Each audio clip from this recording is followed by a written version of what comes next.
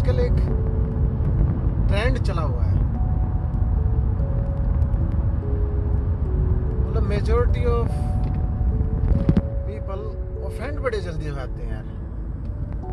मतलब किसी ने किसी को देख लिया तो ऑफेंड हो गया, किसी ने कुछ बोल दिया ऑफेंड हो गया, तो लोग ऑफेंड बड़ी जल्दी हो रहे हैं। ये पता नहीं मतलब अभी ऐसा है कि पहले भी था, समझ में नहीं आ रही बात। लेकिन आज हम इसके बारे में ही चर्चा करते हैं कि हमें ऐसा खराब क्यों लगता है कि जैसे अभी मैं ड्राइव कर रहा हूँ ट्रैफिक में, किसी ने मेरे को ओवरटेक कर लिया, मैं यहाँ जा रहा हूँ अपने बड़े मस्त मूड में आपसे बातें करता हुआ, और किसी ने मेरे को ओवरटेक कर लिया या हॉर्न दे दिया, तो क्या मैं अपसेट हो जाऊँ? मतलब क्या मेरा अपने ऊपर इतना भी कंट्रोल नहीं है कि मतलब कोई भी मेरा बटन दबाए और मैं नाचने लग जाऊं? ऐसा ही नहीं है, रोबोटिक नहीं हो गए फिर तो हमारे में और रोबोट में फिर फर्क क्या हुआ? थोड़ा एक दूसरे एंगल से समझते हैं।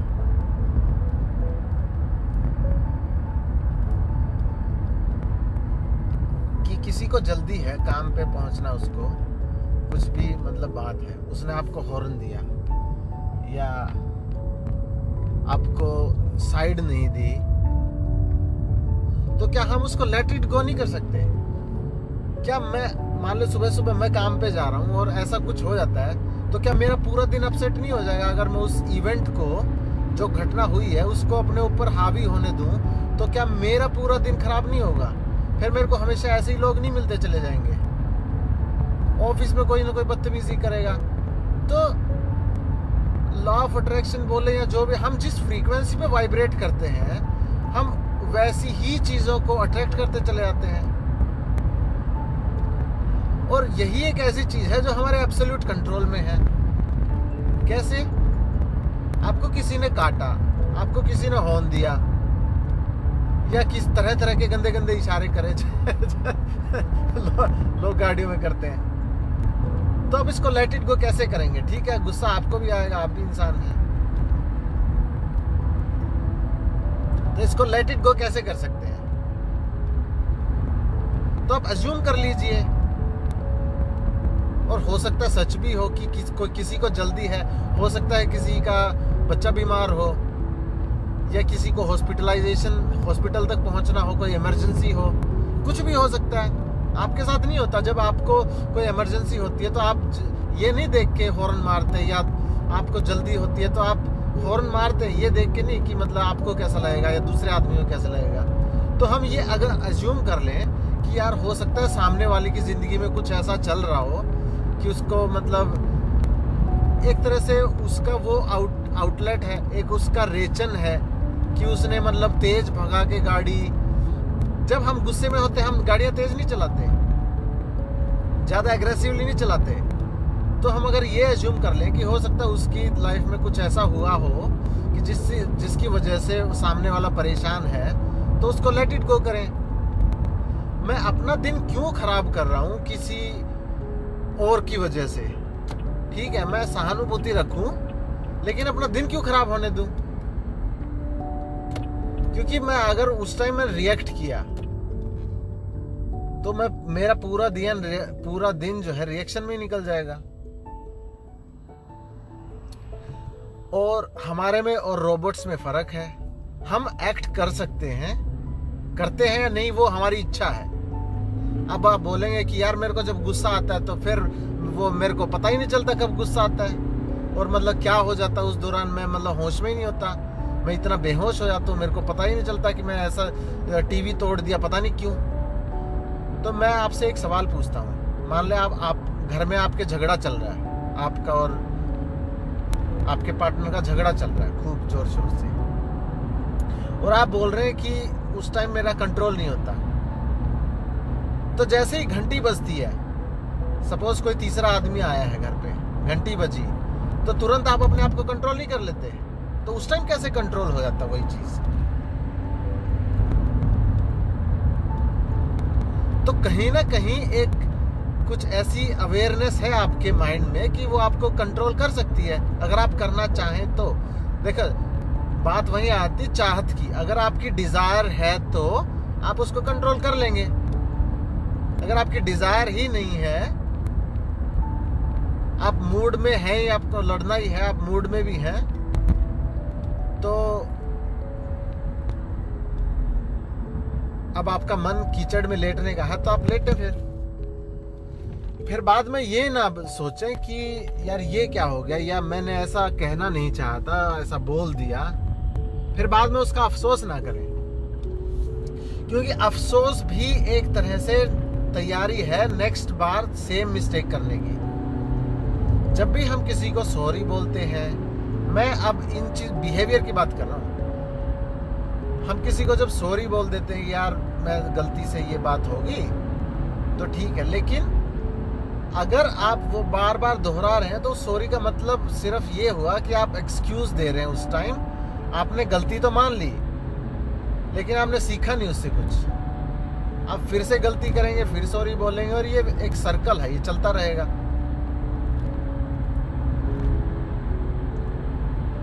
तो बजाय इसके, अगर हमारी बात समझ में आ जाएगी कि यार मैं जब क्रोध करता हूं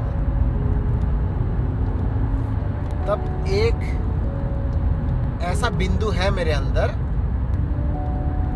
जो उस चीज को रोक सकता है, मैं उस बिंदु पे फोकस करूं और मैं देखने वाला बन जाऊं। साक्षी जिसको बोल लो, अवेयरनेस जिसको बोल लो, अलर्टनेस बोल लो, नाम कुछ भी दे दो, नाम से कोई मतलब नहीं, लेकिन एक ऐसा बिंदु है आपका जो सब कुछ देख रहा है। अब किसे पता चलता है कि आपको गुस्सा आया? उसी बिंदु को।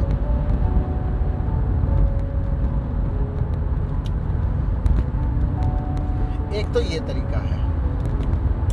एक मैं काफी पहले ओग मैंडिनो की एक किताब पढ़ी थी, सेल्स के ऊपर थी, तो उसमें कुछ ऐसा ही लिखा था कि मान लो आपका दिन मतलब कुछ ऐसा हो गया, या किसी से झगड़ा हो गया, कुछ भी हो गया,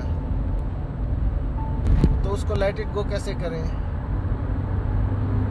अब ये कुछ लोगों को अच्छा नहीं लगेगा, बट क्या सच्चाई नहीं है ऐसी कि जिससे आप आज झगड़ रहे हैं, कल को मान लो उसको कुछ हो गया, वो आपकी लाइफ में नहीं रहा, तो भी क्या आप झगड़ा करेंगे? तो भी क्या आप मनमुटाव रखेंगे? यहाँ बात फॉरगिवनेस की भी आती है। देखो गलतियां सबसे होती हैं, लेकिन फॉरगिवनेस जो है वो एक बड़ी बात हो जाती है। तो ये एक अच्छा तरीका है फॉरगिवनेस करने का, कि यार ठीक है, अब हो गया, अब उसको लेट इट करो।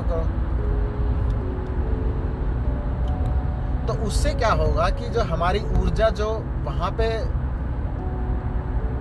व्यय होती, उसको सोचने विचारने में लगे पड़े हैं हम कि हम उसको कैसे बदला दें, हम उससे कैसे मतलब अपना रिवेंज बदला लें उससे, इन सब में सोच विचार में हम अपनी एनर्जी खराब कर रहे हैं। तो उससे बेहतर होगा कि हम अपने आप को आगे बढ़ाने में उस एनर्जी को यूज करें, क्योंकि एनर्जी तो सेम ही है।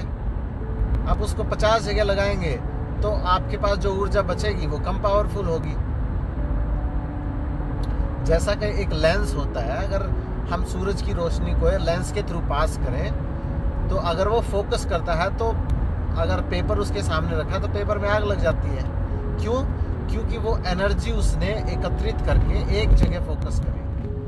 तो ऐसे ही अगर आपको इन एनर्जी तो सेम है, अगर उस एनर्जी को आपने फोकस किया किसी एक डायरेक्शन में, तो एटलीस्ट आप उस डायरेक्शन में ग्रो नहीं कर जाएंगे।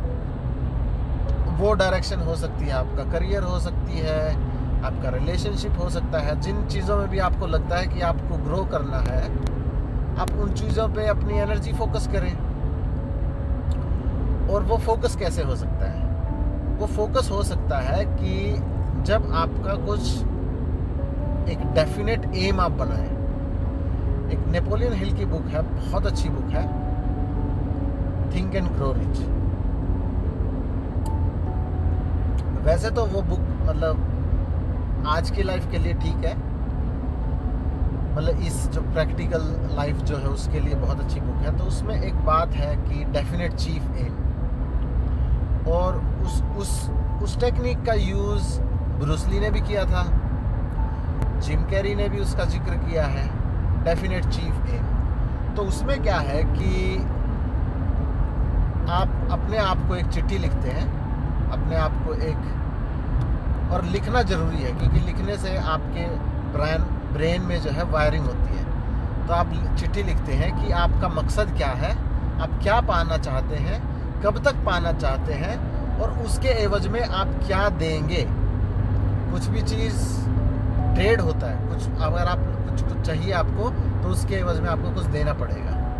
तो आप क्या, आपकी जो भी चाहत है, हेल्थ से रिलेटेड, वेल्थ से रिलेटेड, रिलेशनशिप से रिलेटेड, कुछ भी अगर आपकी चाहत है तो आप उसके अकॉर्डिंग उसमें लिखें कि ये मैं चाहता हूँ, कितने टाइम में आप वो चाहते हैं, डेफिनेट होना चाहिए वो कुछ ये नहीं होना चाहिए कि मैं हेल्दी होना चाहता हूँ। It has to be something definite कि यार मेरे को ऐसी फिजिक्स चाहिए, और उस पर मैं बात करूँगा कि वो आप कैसे उसको और रियल बना सकते हैं। तो जिम कैरी ने भी इसका जिक्र किया है, बहुत अच्छी टेक्निक है, तो आप उसका यूज़ कर सकते हैं अगर आपको कुछ भी। अब उससे क्या होगा ना, उस लेटर के, हम एनर्जी की जो बात कर रहे थे उससे मैं कनेक्ट करूँगा अभी से। तो उससे होगा क्या ना कि आपका जो फोकस है, अब जब आपने ये लिख लिया और फिर उसको सिर्फ लिखना नहीं है, उसको अपने अंतर्मन में डालना है, सबकॉन्शियस तक में उसको ट्रेंड करना है। तो उसके लिए आपको चाहिए उसको रिपीट करना है, सोने से पहले रिपीट करना है उसको, सुबह उठने के बाद रिपीट करना है उसको।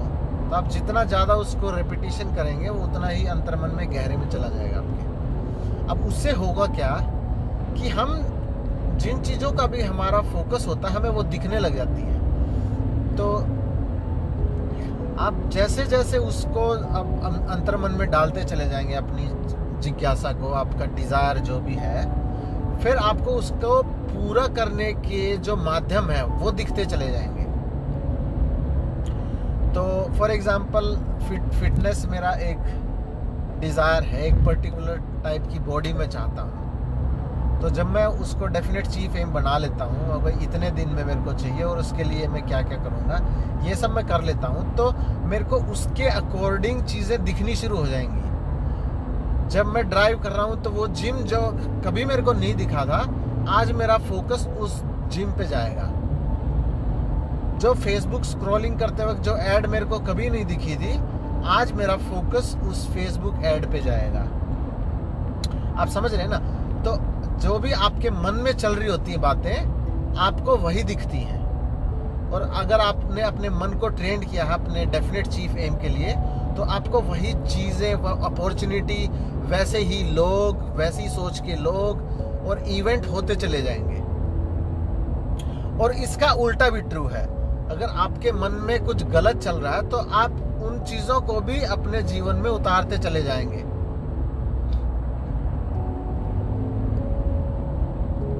तो इसका बड़ा ही, हम जो भी हम अपने मन में डाल रहे हैं बाहर से, बड़ा ही हमें सोच विचार करके कि यार मैं ये अभी जो मूवी देख रहा हूँ या अभी जो मैं गॉसिप कर रहा हूँ किसी के साथ, क्या ये मेरे डेफिनेट चीफ एम को सपोर्ट करेगी या मेरे को उससे अलग हटाएगी। तो जब ऐसा आप सोचने लगेंगे तो आप पाएंगे कि अपॉर्चुनिटीज़ क्रिएट हो रही हैं। वो लोग जिनसे आपसे कभी बात नहीं हुई थी वो आपसे टकराने लगेंगे और उसी टाइप की बातें होने लगेंगी। तो फिर जो आपकी जो ऊर्जा थी, ध्यान की जो ऊर्जा जिसको बोलेंगे, फोकस की ऊर्जा, वो एक फिटनेस की डायरेक्शन में चलती चली जाएगी। तो फिर आप जैसे जैसे आपको अपॉर्चुनिटी मिलेंगी, फिर आप उसमें जो नेक्स्ट स्टेप है वो बहुत ज़रूरी है। देखिए, सिर्फ लिखने से तो बात पूरी नहीं होगी, लेकिन वहाँ से शुरुआत होती है। फिर नेक्स्ट स्टेप जो है वो है एक्शन का, और वो सेकेंडरी स्टेप है। जब तक कि फर्स्ट स्टेप पूरा नहीं होगा तो आप विल पावर से सेकेंड स्टेप थोड़े दिन एक्ट कर सकते हैं, लेकिन वो एक्ट आपके अंतर्मन से नहीं आएगा। और यहाँ एक चीज़ बड़ी, जैसे हम एक एडिक्शन का वो लेते हैं, लूज वेट का ही चलो एग्जांपल लेते हैं, कि आपने विल पावर से वर्जिश शुरू कर दी, डाइटिंग शुरू कर दी, सब कुछ कर दिया और आपका रिजल्ट भी आने शुरू हो गए, लेकिन वो सिर्फ आपने बाहर विल पावर से कर रहे हैं। तो उसमें होगा क्या, आप वेट लूज कर भी जाएंगे, लेकिन फिर फ्यूचर में कुछ ऐसी घटना हो जाएगी, कुछ ऐसा इवेंट होगा, कुछ ऐसे लोग आपको मिल जाएंगे जो आपको उसी सिचुएशन में वापस लाके खड़ा कर देंगे। तो सपोज आपकी जॉब चली गई या आपके पार्टनर ने आपको छोड़ दिया, तो जब भाई ऐसा कुछ इवेंट होगा तो आप सैबोटाज करेंगे, आपने जो भी अब तक पाया आप उसको वापस रिवर्ट करेंगे, क्योंकि आपका जो अंतर्मन था वहाँ चेंजेस हुए नहीं, चेंजेस हुए सिर्फ विल पावर बेस पे बाहर ही। कॉन्शियस माइंड पे चेंजेस हैं तो वो अनकॉन्शियस सबकॉन्शियस पे पहुँचे ही नहीं। तो चांसेस है कि आप वापस पहले से भी ज़्यादा वजन गेन कर लेंगे। और ऐसा आपने बहुत लोगों को देखा भी होगा कि फिट हो जाते हैं और फिर कुछ होता है और फिर वापस उसी स्टेज में आ जाते हैं। तो वो इसी कारण से कि उनका जो कॉन्शियस माइंड था उसने उन विल पावर से उन्होंने कर तो लिया, लेकिन जो सबकॉन्शियस था वहाँ तक प्रोग्रामिंग पहुँची नहीं। सबकॉन्शियस माइंड में आज भी वो अपने आप को उसी रूप में देखते हैं। अब इसके बारे में हम और भी चर्चाएं करेंगे, अभी के लिए बस इतना। तो इस पे सोचें, विचारें और देखें कि अगर आपके जीवन में इन कुछ बातों का कुछ आप कर सकते हैं तो करें। और कुछ सिर्फ मानने की बात नहीं है, आप समझें क्या बोला जा रहा है और कैसे आप उसको अपने लिए यूज़ कर सकते हैं।